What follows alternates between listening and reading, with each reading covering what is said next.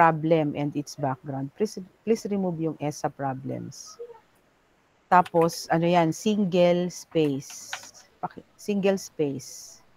Ayan. Then the rest, naka-double space. Single space na po ba yan? Yes po, ma'am. Tanggal ko na po yung ay nabago ko na po. Pero baka ang ano niyan ay single pero ilan yung before and after. Remove yung yan, ganyan. Okay. Tapos itong title nyo, sa title page yan, yan, parang separate sa page. draft pa lang po namin. Oo, pero Tanggalin gano'n ko na ang lang po ha. dito. Yes Oo. po. So ilagay mo yan sa ibang page. O kaya mag-insert break ka dyan. So i-delete mo tong space na to. Okay, so your introduction should contain trends, issues, problems, solutions, and objectives. Nasaan yun dyan? Nasaan yun dito sa paragraph na to? Sa unang paragraph po yung introduction ng pinaka-problem po na piniface nung gusto namin. In the Philippines, most of the okay, nasaan yung issues? Problems, issues, di ba? Solutions. Parang binanggit po na yung sa practice po na usually ginagawa ng farmers is inexpensive nagiging increasingly inefficient siya and risky for farmers po yung traditional methods po. Nasaan yung trends? Yung discussion about trends.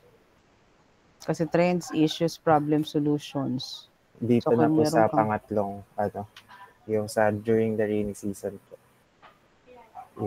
Ito po yung usual na nangyayari. O yung solution and objectives nasaan? Ito po yung to address dito na po namin pinasok yung sa study po. To address these challenges, the study proposes an IoT-based hybrid drying system.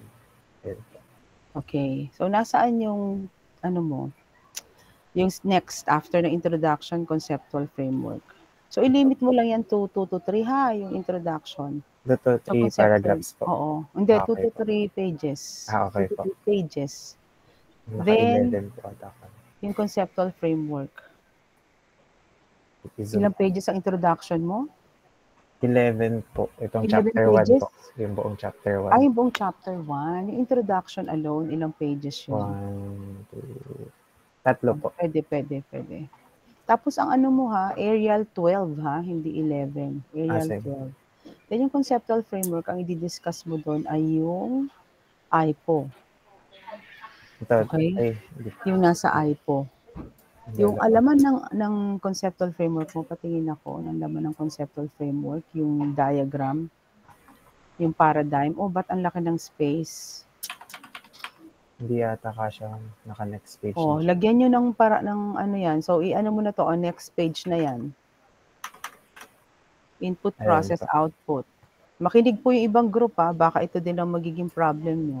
So, ang dapat na nakalagay dyan for the input, hindi ko ba kayo nabigyan ng ang nakalagay dapat sa input niya yung knowledge requirements, so yung user requirements, stages in the development, programming knowledge requirement, problems encountered, yung review of related literature nyo, then yung criteria, ano yung basis nyo for the criteria.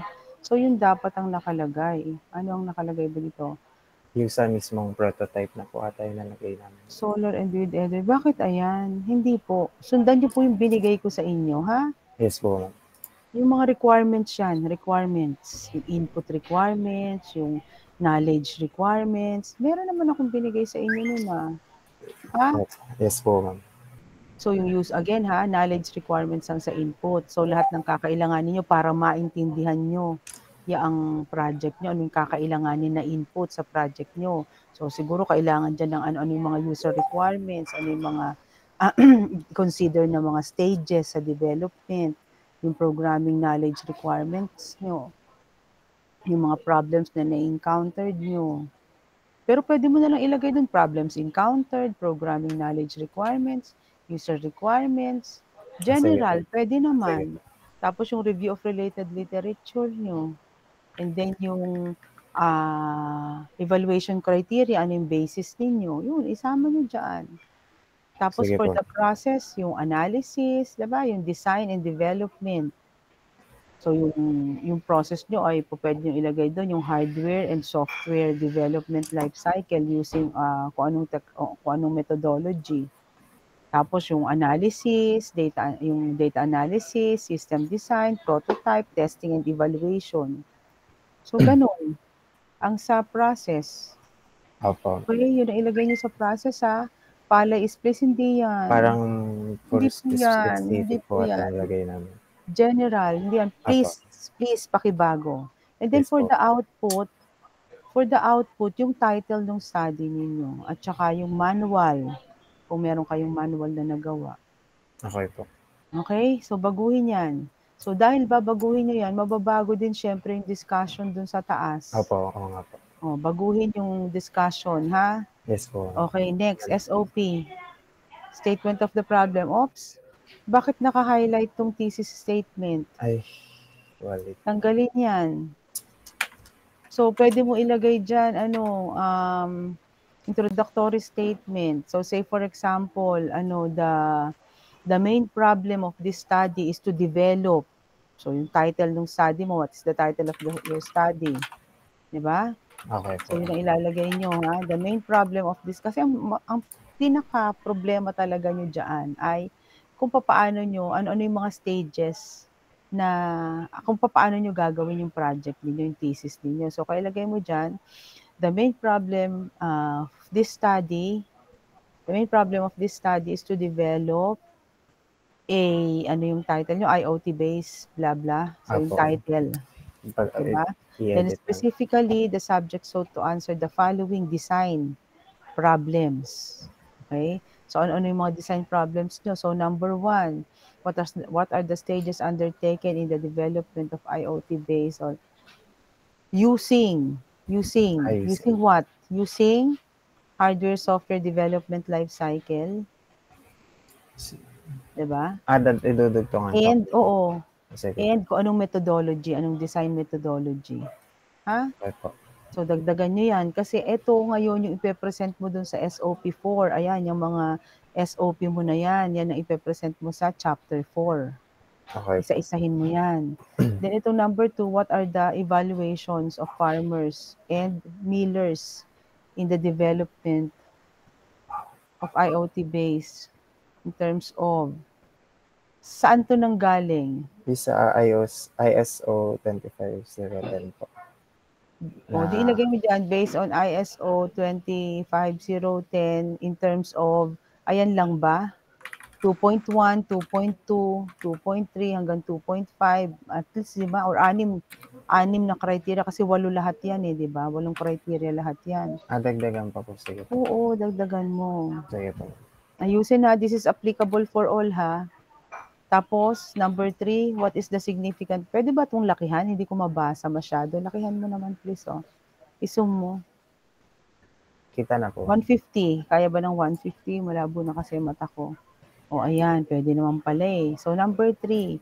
What is the significant difference between the evaluation of dalawa lang talaga, farmers and millers lang? Magkaiba, dalawa lang ang iyong pakisama si expert, si technical expert. Sige. Ha? So, ganun din dun sa number 2, idagdag nyo si technical experts. Ha? Farmers, millers, and technical experts. Ha? 3 sila. Sa number 2 din. Yes po. Pakilagay din sa number 2. Hindi sa in the development. In the use of, sa paggamit nila. Kasi ititest nila yan In the use of yung IoT base. In terms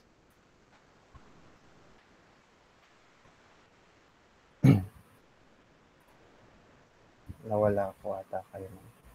Hello, hindi ako nawala. Naririnig ko pa rin kayo Baka kayo yung nawala. Ayan po. Okay na po.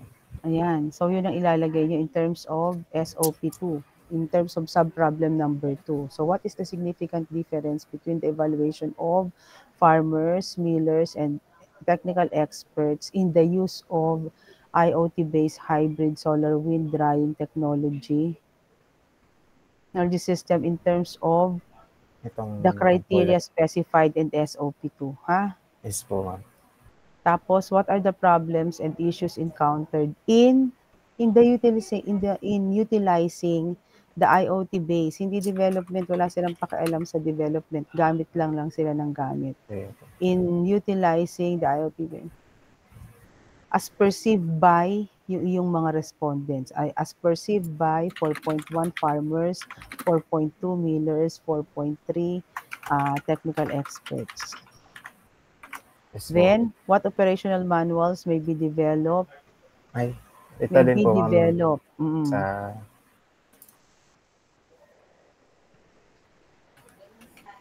May be developed. For naman.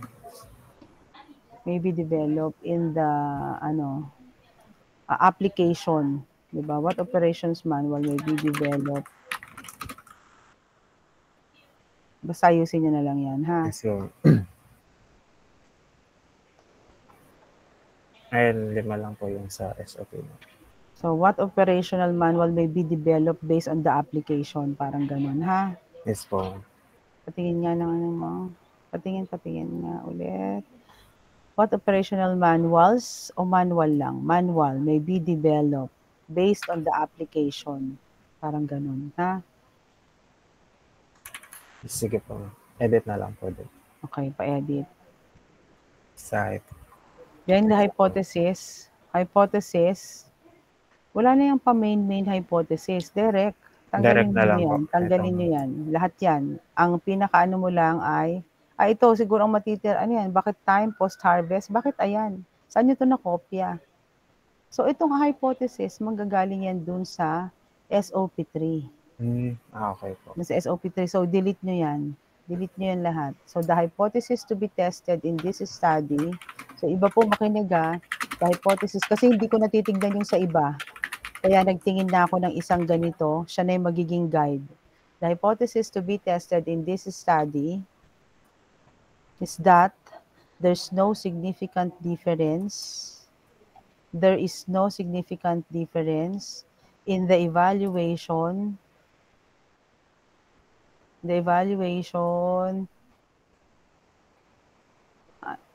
of yung title. So the hypothesis tested in this study is that there's no significant difference between the evaluation of yung title nyo.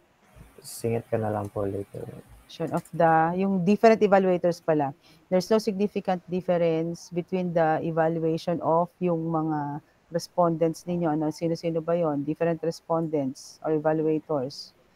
Farmers, millers, and technical experts in the use of the title of your study in terms of yung mga criteria. Nakuha po? Opo. Can you formulate? So the hypothesis tested in this study is that, there's no significant difference between the evaluation of yung different respondents nyo, farmers, millers, and technical experts in terms in the use of the title of your study in terms of the criteria. Ha? Yes po. Patingin na, ano nangyari? I-edit na lang po yung mga nadagdag na criteria.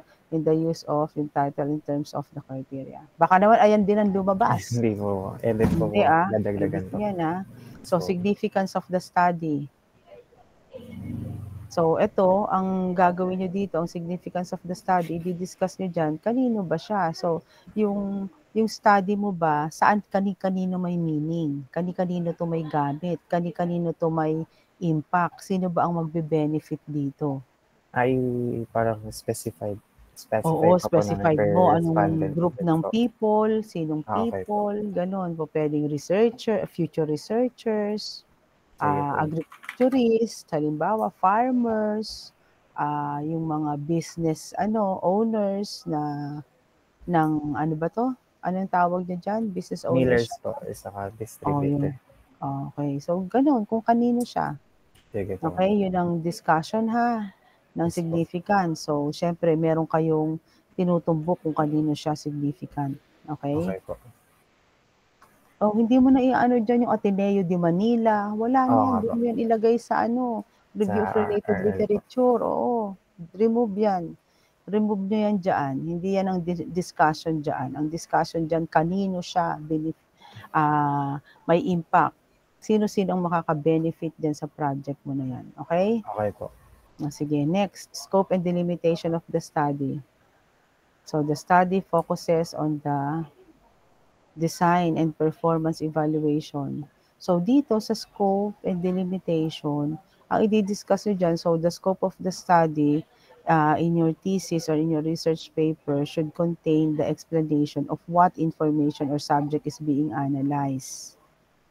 Okay? Yes. So, i-discuss mo doon din, part din nun, o pwede mong include doon yung mga limitations mo, yung sample size, so limited in scope by sample size, time, and geographic area.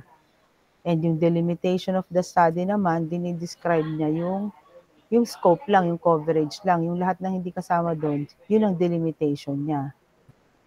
Okay? So, ang dinidiscuss dito, again, ay yung mga features niya, yung mga makikita nyo doon sa device na dinevelop nyo, ano-ano yung mga ginagawa niya. Okay? So, ano yung ginagawa niya at hindi niya nagagawa. So, i-discuss nyo dyan yung mga features and yung limits ng proposed project ninyo. So, i-address nyo dyan what your project can do and cannot do. Okay? So, yun ang sa scope and delimitation and limitation. Then, for the definition of terms, patingin nga po ako sa definition. Kulang pa po ito. Ano yung mga nakikita ko dun sa taas? Pataas nga ulit sa ano yan? So, yung sa inyo yan Yes yung po. sa inyo yan yung sa project yun, hindi sa study ng iba Ang i-discuss nyo dyan sa scope and delimitation, nung study ninyo. Opo. Itong mga to sa RRL yan Di ba? Galing yan sa dating study. Tama ba? Yung basis lang po ng moisture content na kailangan Yung namin. sa inyo ano yung nagagawa? Ano yung Okay features ng project nyo? Yung sa inyo yan. Kayo ang magdi-describe ano yung nagagawa ng project, ano yung hindi niya nagagawa. Okay? Okay, so next. Dito po, hindi pa siya Definition of kulang pa. terms, ayan, naka-indent yung first line. Yung pakilagyan nyo naman ng introduction. Halimbawa, the terms are conceptually and operationally defined for better understanding of the readers. So, ganun. Tapos, Before pa po yung mga words. yung mismong mga terms, indent mo yan, i-highlight mo yan, i-bold mo, hindi siya naka-italics, bold lang, and then please remove the hyphen. Yung hyphen, paki-remove. Halimbawa, automation refers to the system's ability, ganon. Ganito lang po siya.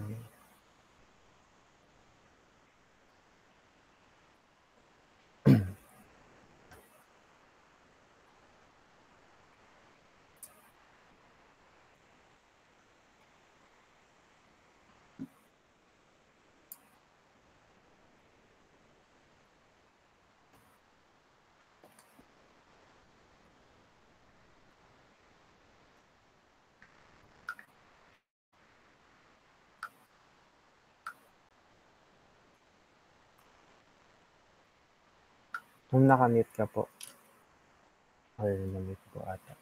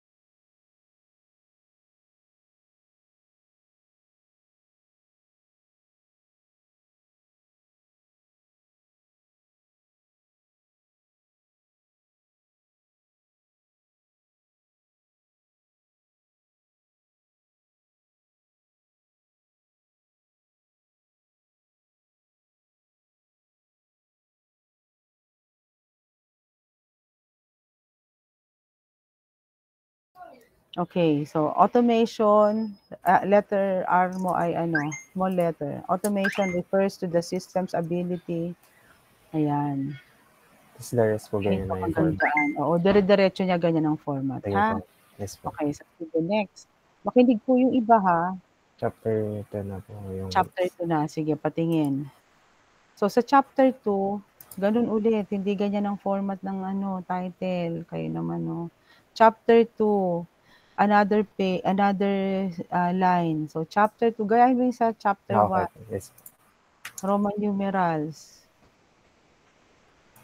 Oh, yan, tapos single spacing. Ta's pakilagyan ng introductory statement ito. Pakilagyan ng introductory statement ang chapter 2. At ang chapter 2, ang title niya ay Review of Related Literatures. So puwede mong ilagay diyaan na, this chapter presents the review of related literature and studies in the context of Yung yung kung title. anong title nung study mo. Yes The po. material used were, sabihin niyo anong mga material na ginamit niyo, halimbawa books, journals, scientific papers, thesis, dissertation, blah, blah, blah, 'di ba? Yes Yun, po. gano'n ang ano, gano'n ang dating, ha? Merong introductory statement. Okey po? Yes po. Tapos, ang review of related literature, thematic ang format na ginagamit ng RTU. Yung thematic, using keywords yun dun sa title at saka sa statement of the problem. Okey? Isa-isahin niyo yun. Yun ang ano, yun ang gano'n ang gumawa ng review of related literature. Pero yung ano ninyo, yung pagsa-cite ninyo 'no, dapat wag niyo naman i-copy verbatim, okey? Yes, Dapat naman rephrase niyo yung literature tama. citation niyo. Wag niyong kopyahin verbatim dun sa source, okey? Opo. Tapos at least yung length niya ay, ng review ninyo ay at least ang maximum lang mga 20% lang nun nung selected reviews ng related literature niyo. Tapos wag niyong kakalimutan na i-acknowledge yung, author, okey? I-cite niyo yung author, kung sino man yung author nun. Tapos, lahat-lahat ng mga ginamit niyo sa RRL ninyo dapat nakalagay din dun sa inyong references. Yes. And also isa pang importante, yung literature citation ninyo dapat yung date niya ay at least 5 years back, 5 years back. So, kung 2025 ngayon, 2015 yung pinaka-ano, luma. Opo. Okey, yun yung, Yes po. kung 10 years back, kung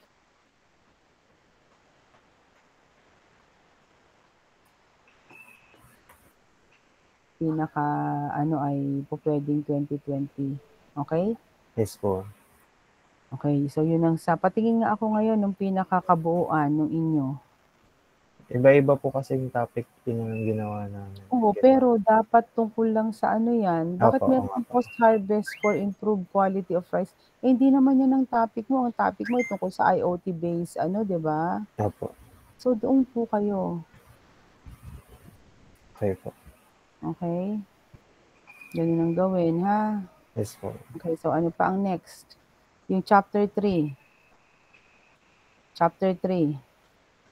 Ito Oo, ang muna medyo chapter kulang. 3 ganun din ang chapter 3. Yung ano, yung format mo din ng chapter 3. Yes Tapos po. hindi ganyan, o yung search method, hindi Na capital letter lahat. Yung mga first letter lang ang capital. Okey, hindi capital letter lahat, ha. Ang so research yan, ito lang capital letter lahat, yung title tas single spacing. So ayan, so meron tayong research method use, okey, sa chapter 3. Yung research method use ninyo, so i-identify niyo yung mga different research method and yung stages of the system development methodology, and then, you need to correlate it to the proposed system. So you need to justify why the design was used. okey po. Okay, so yun yun din sa research method. Okey Okay, po. lagi niyo siyang i-co-correlate dun sa inyong study. Then for the description of the respondents, ayan ay dapat na, ang dini-discuss mo diyan, sino-sino yung mga respondents niyo, ilan 'tong millers, ilan 'tong farmers, ilan 'tong ilan 'tong technical expert, so konting background sa kanila, tapos siguro better na i-present niyo siya yung pinakadulo nun ng description of the respondents ng naka-tabular form. Sige po. Tapos ilagay niyo rin kung ano yung ginamit niyo sa pagkuha nitong mga respondents na 'to. Halimbawa, purposive sampling ang ginamit niyo dahil kailangan meron silang knowledge doon sa study niyo na ginagawa. So gano'n, ha? Yes po. Then research instrument, so ito yung mga, ginamit niyo 'no. Halimbawa, gumamit kayo ng questionnaire, gumamit kayo ng, documentary analysis, gumamit kayo ng interview. So yun ang Okay. i-di-discuss niyo dun sa research instrument. And don't forget to correlate it to your study. Yes Halimbawa, po. you use the documentary analysis. Bakit? Kasi, nag-gather kayo ng mga forms na ginagamit nung company, ganyan. So lagi niyong i-justify, may justification and i-correlate niyo, okey? Yes po. So next, after ng Data gather. after that is the data gathering procedure. So ikukuwento mo lang diyan ano-ano yung mga, ginawa niyo para makapag-gather kayo ng data. Okey, ano yung data gathering procedure niyo, ikukuwento niyo lang diyan. Then yung dun sa validation of instruments, kung ito ay research-made questionnaire, kayo mismo from scratch. Opo. Yung dito po hindi pa po namin kunyari po magbe-base kami sa standards, ilan po bang standards yung required or like yung sobra na po if ever? Hindi, 'di ba may mga criteria ka? So yung Opo. bawat criteria na yun hahanapan mo yun ng parang, papaano mo masasabi na functionality na ano niya yung functionality, paano? Okay. Tapos mag-ano ka ng mga item or parameters na naka-base dun sa project mo. Na related din po dun sa Oo, standards na okay. Na itong validation of instruments kung kayo mismo gumawa niyan, kailangan niyan ipa-validate. Okay. Okay? Pero kung hindi naman, kung halimbawa, may ginamit na kayong, standard evaluation na questionnaire, sinunod niyo na yung mga criteria dun, so wala namang problema. No need to, validate na. Yes po. Okay? Hindi Then pa po namin dito. oo. So sa questionnaire yun, lalabas yun dun sa questionnaire. Okay So yung po. statistical treatment of data, patingin nga po ng Wala pa po statistical kaming wala pa. So nalalagay diyan. statistical treatment of data, ilalagay niyo diyan lahat yung mga statistical treatment na ginamit niyo. Halimbawa, gumamit kayo ng ranking, gumamit kayo ng percentage, gumamit ka ng weighted mean, gumamit ka ng, t-test, ng z-test, ng ANOVA, so ilalagay mo diyan. At saan mo siya ginamit? Let's say for example, doon sa percentage, paano mo ginamit yung percentage? Sa frequency, paano mo ginamit yung frequency distribution? So ganun po. Okay? Yes po. Then yung chapter 4 ninyo, ang gusto ko lang munang makita dun is the Wala pa po design kami. and development. Hindi pa po kasi ba. SOP1, ipe-present niyo yung SOP1. Okay Okay? po. Hindi pa po kasi nababasa ng advisor yung SOP kaya hindi pa po namin na Sino ang advisor niyo? Lahat Sir ba kayo Poison po. nagpapakita sa advisor? Ha? Yes po. Nagpapakita ba lahat? Yung group nila Aguilar, may problem pa ba kayo? Natapos niyo na rin ba yung inyong ano? Kasi yan ang ipe-present niyo. Hello? Bibigyan ko Yung lang kayo group ng 2 po update. ba? Oo, group 2. Kumusta na Aguilar, Michael, Pwede po naming Armada? i-present. Sige, patingin lang. Diyan na pa.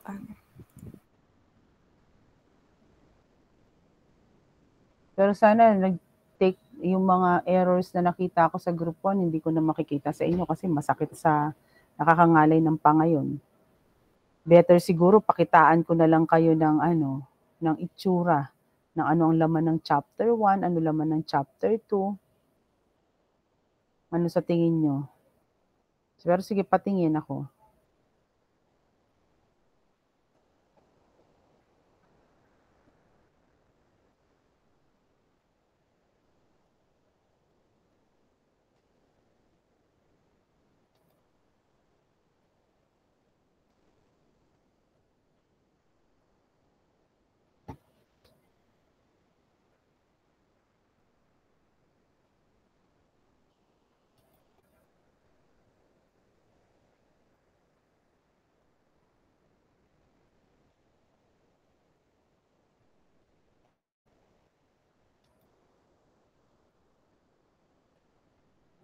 Okay?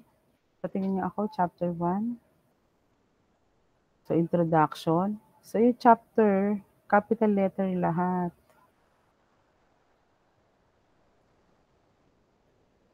Okay? So, paki-jot down notes na. Huwag niyo na dito i-edit para mabilis. Capital letter lahat yan. Tapos, Roman numerals. So, again, so dito tips ang nakalagay.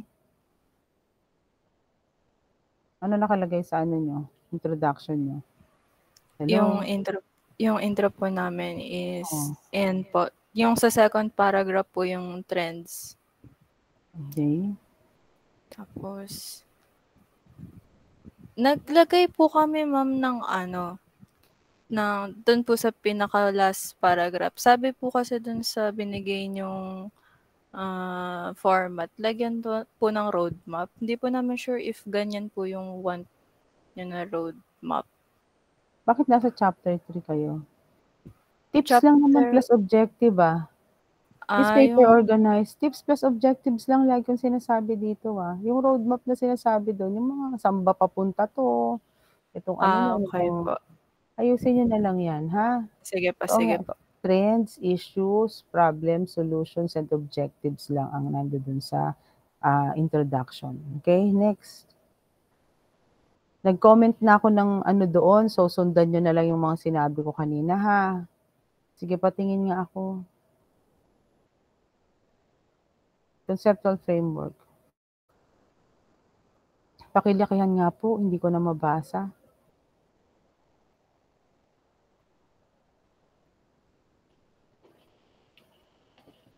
Pakilakihan. Yan na yun, todo na. Input process output po ba, ma'am? Oo, patingin ako ng input process out, hindi mabasa. So, ang nandiyan dyan, di ba, binigay ko na sa inyo kung ano dapat ang nakalagay dyan. So, may manual, yes, tama yung output, tama naman tong process. Yan, problems encountered. So, okay naman. Sige, next. So, i-discuss mo yan doon, ha? I-discuss nyo yan dyan. Then, SOP nyo, patingin ng SOP.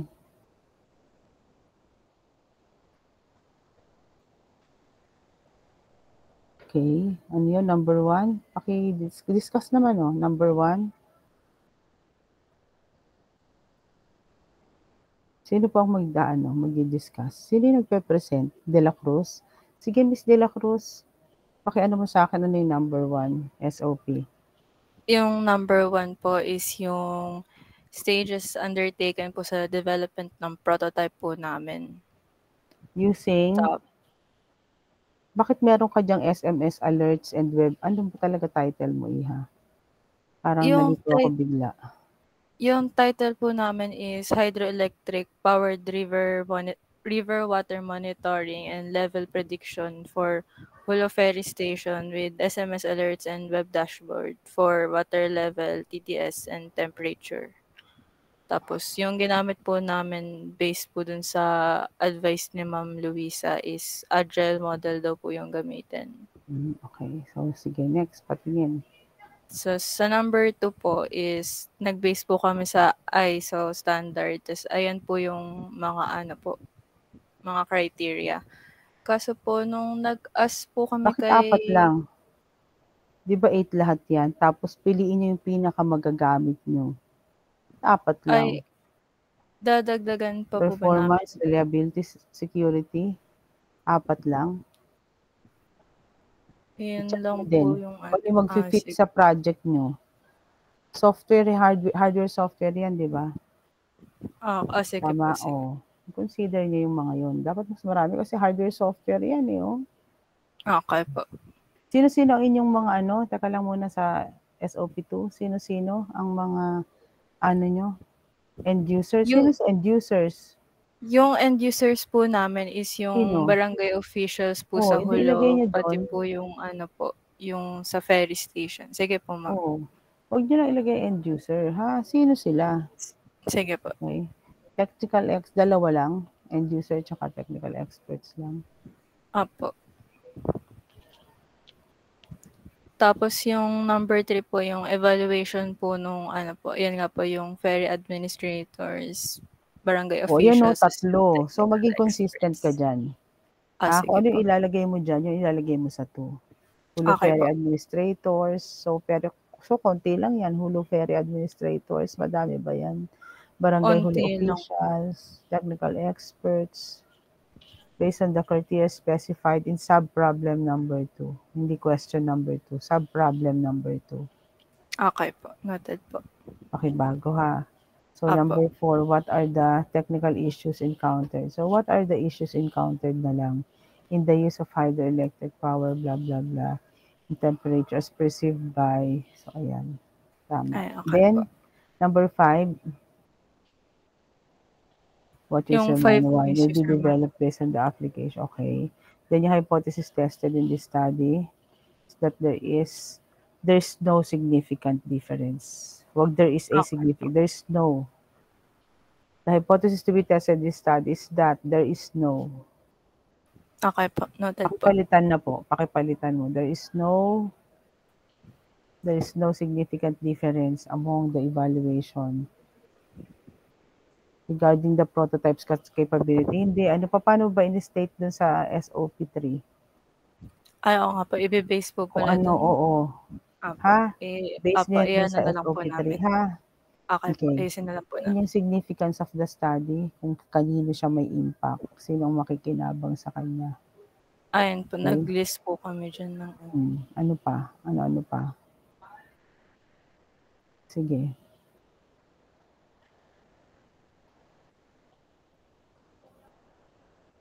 So, sa scope and delimitation, so, ang discuss nyo dyan, ang discussion dyan ay tungkol sa kung ano yung nagagawa at hindi nagagawa ng inyong system. Apo. Okay? So, yun ang dapat na ilagay nyo dyan. Okay, next. Next po. Definition of terms na po. Tingin Kaso ako, po, hindi, mali ang format. So, ang definition of terms, indented yung first line ng paragraph. okay po. So, i-tab mo dyan, i-click mo dito sa D, then tab. Click mo yung tab. Yan, tapos ito ay naandi dito. Ayan,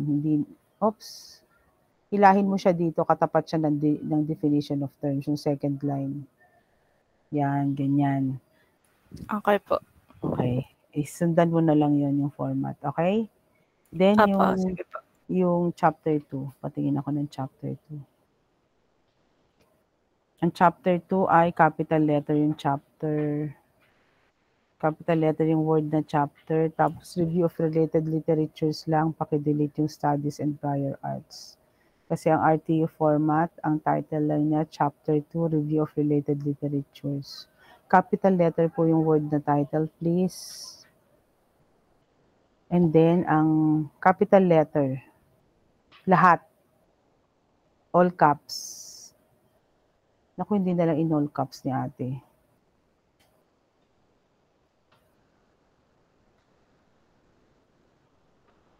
Okay? Okay So, po. review of related literature, you can use thematic format. So, kapag thematic format, using keywords yun in the title and in the statement of the problem. So, yung mga major topics, yun ang ilalagay nyo doon. So, and then, dapat yung literature citation date ninyo must be within the last 5 to 10 years. Okay? Yes po. And then yung length of the review, so dapat at least maximum of 20% of the selected review of related literatures should be included in your RRL. And please paraphrase the literature citation. Do not copy verbatim from the source, okay?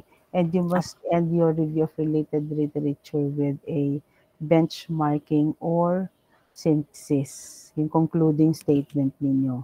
And all the sources that you have mentioned should be included in the references. So, no diagrams, no illustrations sa chapter 2 sa RRL.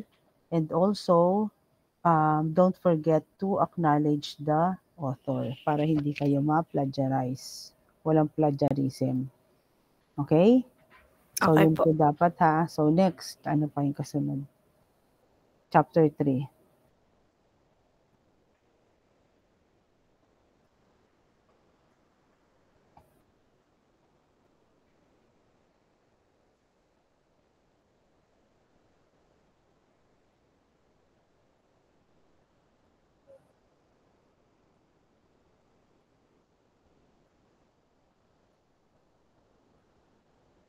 Ayan po yung chapter 3 namin. So, sabi po Tingin ni... ko din.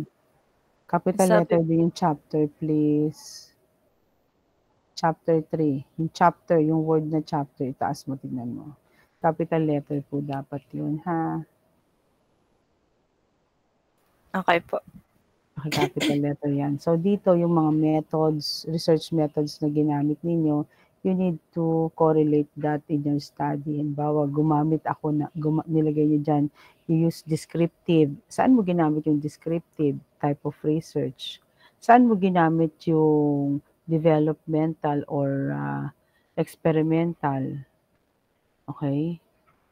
So, pwede mo na rin dyan i-include dyan sa yung sa design method na ginamit mo. Pero wag i-detalye. O yan, tama yan. Nakaano lang. Then, please correlate kung paano mo siya ginamit. Okay? Okay Then, po. next, yung sa after nyan ay description of the respondents. Ayan. May tabular representation. So, profile of the respondents. Ayan. So, may frequency distribution ka and percentage. Okay. Next, after nyan, population of the study, purposive sampling ang ginamit mong technique. Then dun sa research instrument, yung mga ginamit mo like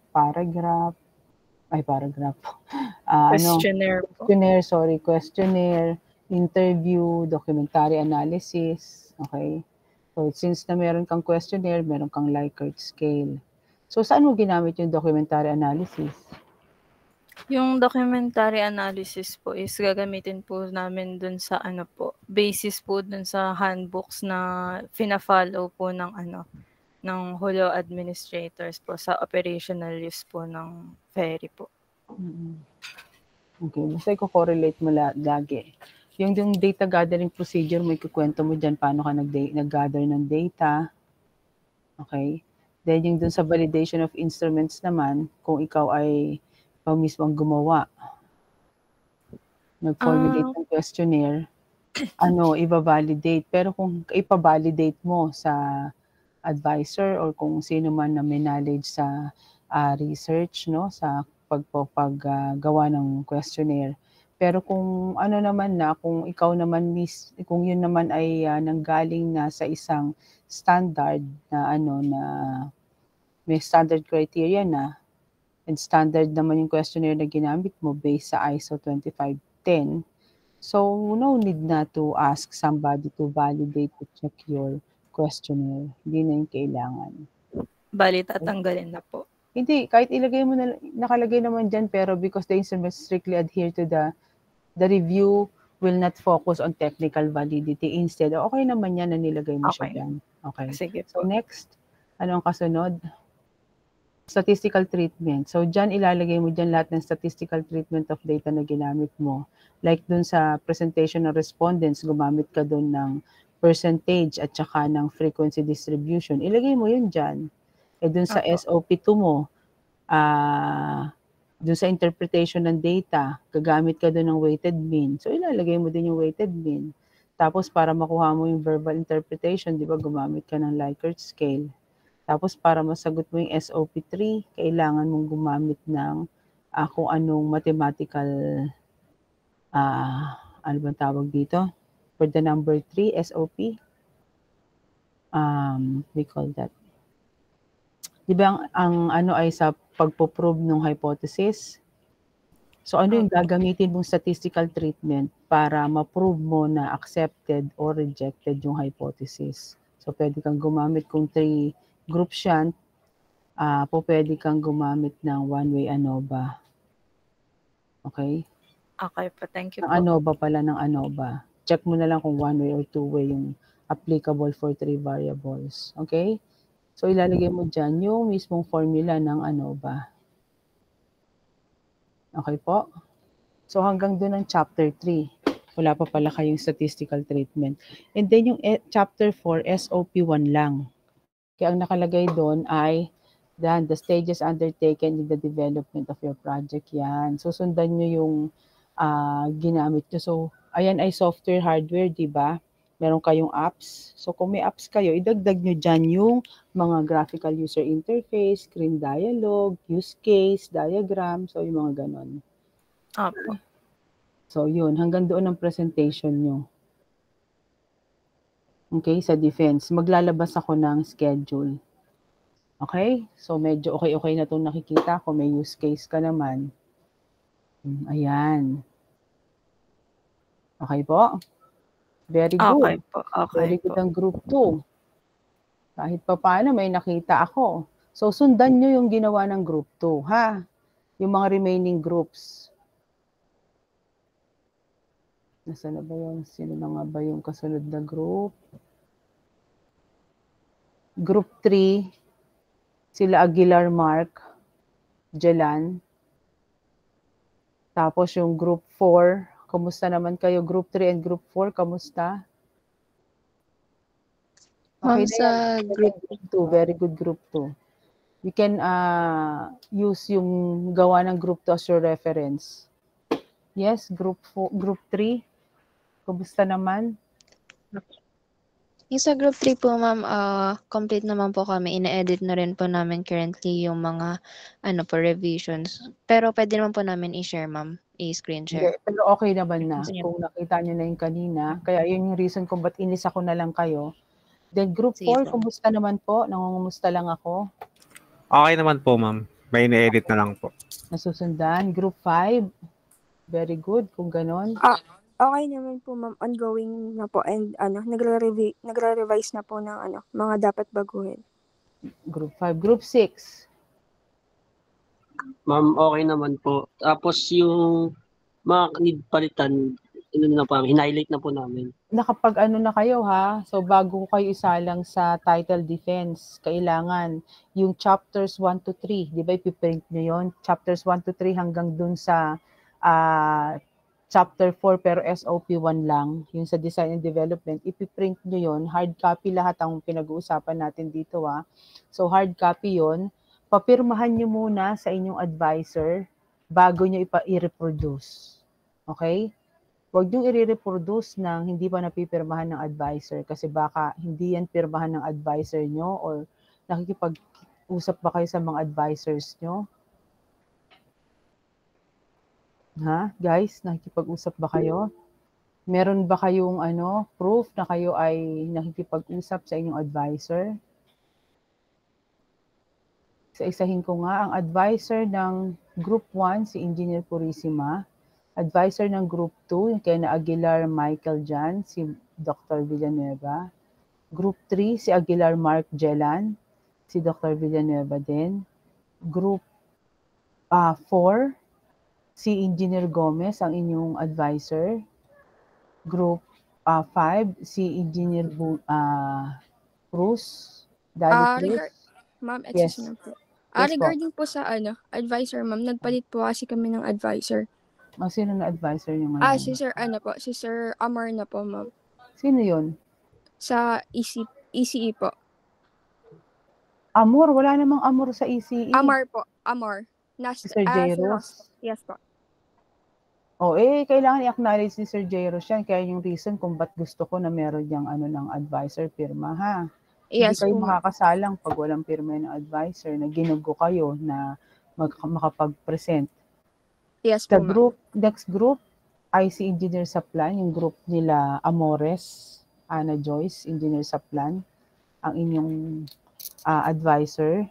And Yes. yung group nila Balaguer, si Engineer Sadicon ang advisor.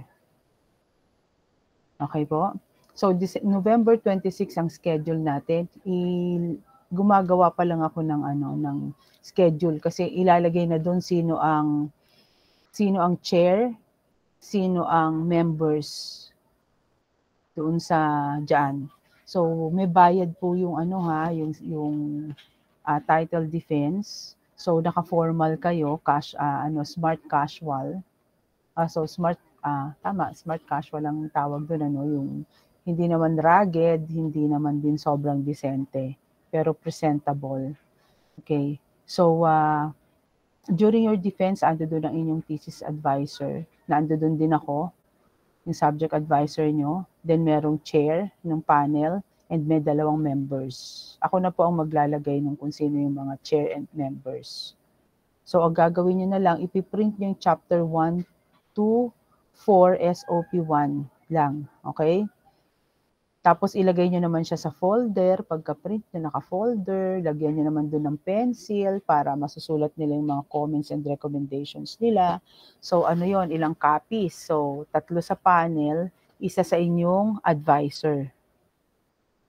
O kaya kahit wala na sa advice, ako na lang pala, yung thesis advice, yung research, yung subject advisor na lang. So, 4. Pero kung medyo generous kayo, may budget, di 5 nyo na lang para bigyan nyo rin yung inyong thesis advisor. Okay? Okay po? Yes po, ma'am. Okay, Yes so po, ma'am. magkakaintindihan tayo dyan, ha. Ibibigay ko na lang sa inyo yung breakdown kung magkano yung dapat yung i-prepare na naka-envelope yon. And also the schedule of your defense. Ang defense nyo ay face-to-face.